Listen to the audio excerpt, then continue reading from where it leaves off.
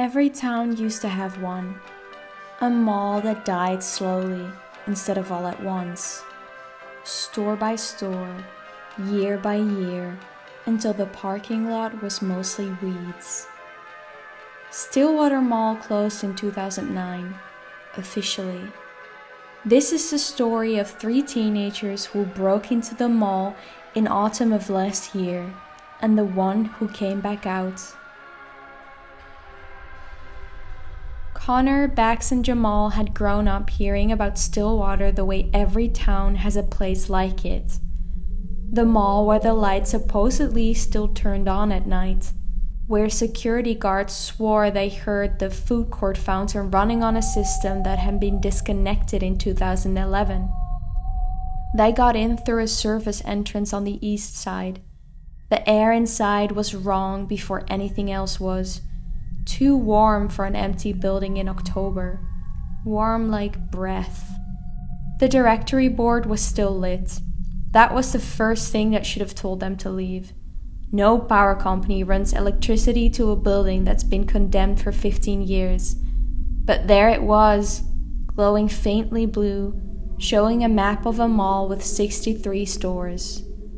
59 of them were listed as closed. 4 of them just said, "Open. Please proceed to level B."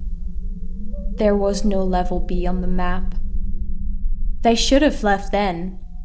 Connor said so quickly, and Bax laughed at him the way you laugh at your own fear when someone else says it out loud first. They went in anyway. The mall inside was frozen the way abandoned places are. Mannequins still dressed in clothes 15 years out of style, faded pastel signs advertising a closing sale that never happened. The kind of dust that doesn't settle so much as accumulate, like sediment, like the building had been quietly breathing it out for over a decade. The PA chime played again, closer this time. Then a voice, female, pleasant, the kind that used to announce store closing times back when malls were still alive. Attention shoppers. Stillwater Mall will be closing in 15 minutes. Please make your way to the nearest exit. They laughed. Nervous nothing laughs.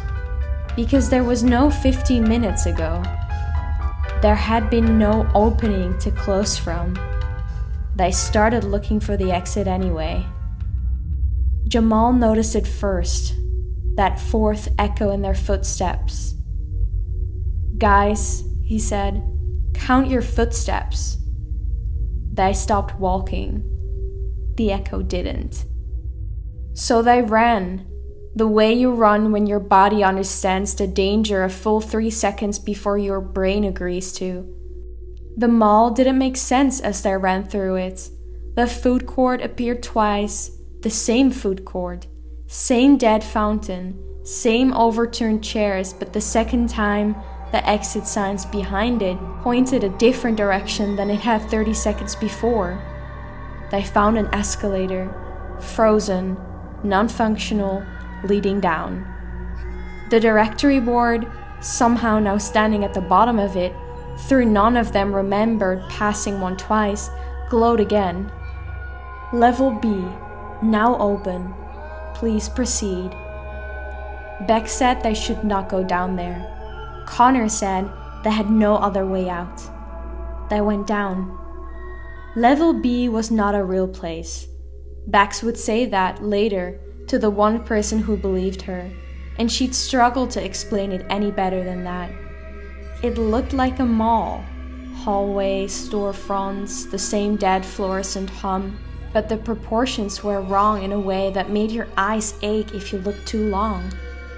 Hallways that were longer going one direction than they were coming back.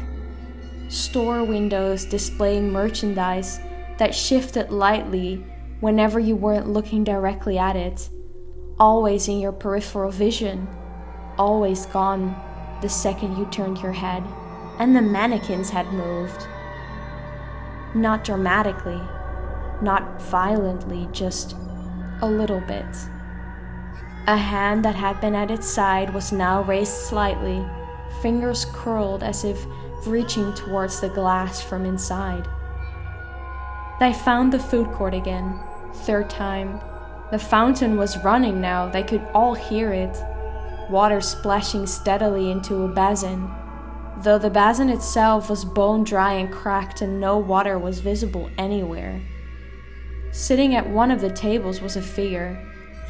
It was wearing a mall employee polo, the kind with a faded logo none of them recognized, from a store that maybe never even existed. Its face was turned away, toward the dry fountain, shoulders slightly hunched, and it did not move. "Hello?" Beck said. It turned its head. Slowly, the way a mannequin would turn if a mannequin could. Its face was smooth, no features carved deep enough to call it a face, just a suggestion of one, like something remembered rather than seen. Eyes two shallow indents, mouth a thin pressed line that didn't quite reach either side of its jaw. It spoke in the same voice as the PA system. Attention shoppers.